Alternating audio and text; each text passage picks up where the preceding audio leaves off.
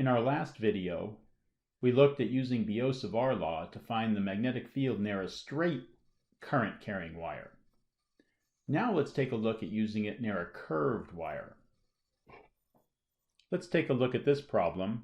We're going to find the magnetic field at the center of a circular loop of wire carrying a current I. Here's the Biot-Savart Law. The first thing I want to do is get the direction of the magnetic field at the center of my current-carrying wire loop. Well, I have two techniques for doing that.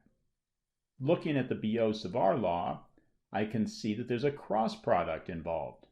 ds cross r hat should give me the direction of the magnetic field.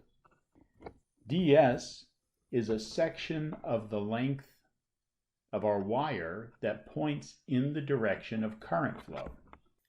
I can pick this little chunk right here,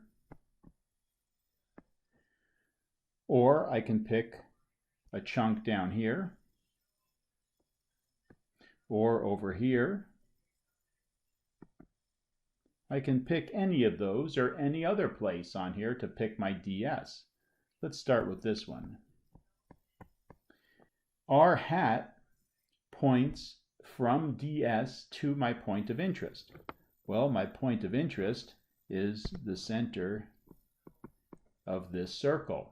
So r hat points toward the center of the circle.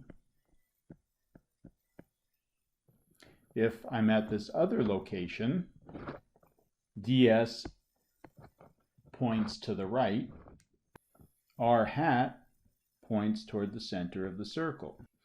And if I'm at the third location, r hat still points toward the center of the circle. So at any of those locations, if you do the cross product, ds cross r hat, you should get out of the page.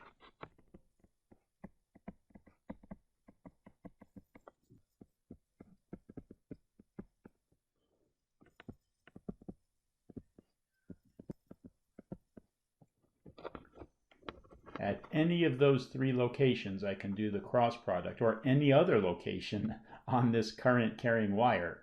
I find my ds points in the direction of the current, r hat points from that location to my point of interest, and I do the cross product and I get out of the page. Now the other technique we could use is to use our right hand rule to find the magnetic field direction that encircles a current carrying wire. So we know this current carrying wire is going to fill the space around it with magnetic fields.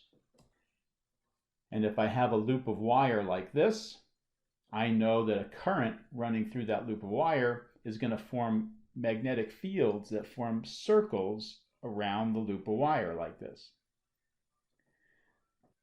If my current is going in this direction, that would be clockwise from your view, I can run my thumb in the direction of the current, and I know that any place on the inside of this loop, the magnetic field lines are going to be pointing away from the camera toward me. And anywhere outside of the loop, the magnetic field lines are pointing toward the camera, away from me toward the camera. So the magnetic field lines will form circles around the wire. And if I'm at the center, no matter where I am on my current carrying wire, the magnetic field will point away from the camera toward me if I'm using this loop.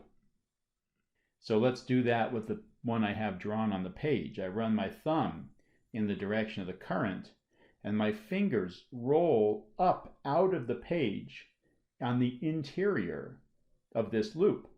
And on the exterior of the loop, they roll down into the page. So using this thumb in the direction of current right hand rule, I get the magnetic field any place inside is out of the page, and any place outside is into the page.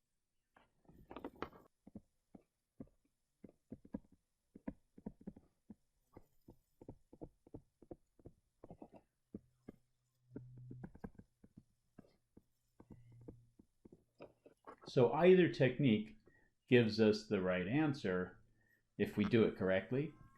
ds cross r hat, we know there's a cross product in this equation, we can use that. Or we can use our trusty right-hand rule for finding the direction of the magnetic field that encircles a current-carrying wire. Now let's take a look at finding the magnetic field using Biot-Savart Law. Let's start with ds cross r hat. Well, we've already talked about the fact that ds points in the direction of the current, so it's tangent to this circular loop of wire. And r points from ds to the point of interest, which is the center of the circle. So these two are always going to be perpendicular to each other. Remember, this is the magnitude of ds, the magnitude of our unit vector, which is just 1, and the sine of the angle we get when we put their tails together. In this case, that's 90 degrees. So the sine of 90 degrees is 1. The magnitude of a unit vector is 1. And so all we're left with is ds. The other nice thing about working on a circular arc length is that r is constant. So our magnetic field equation becomes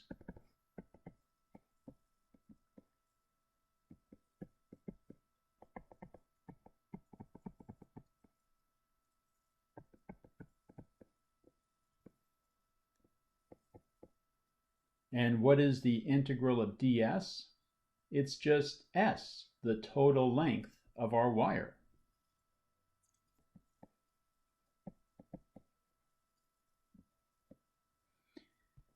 And s is equal to 2 pi r, the length of the wire,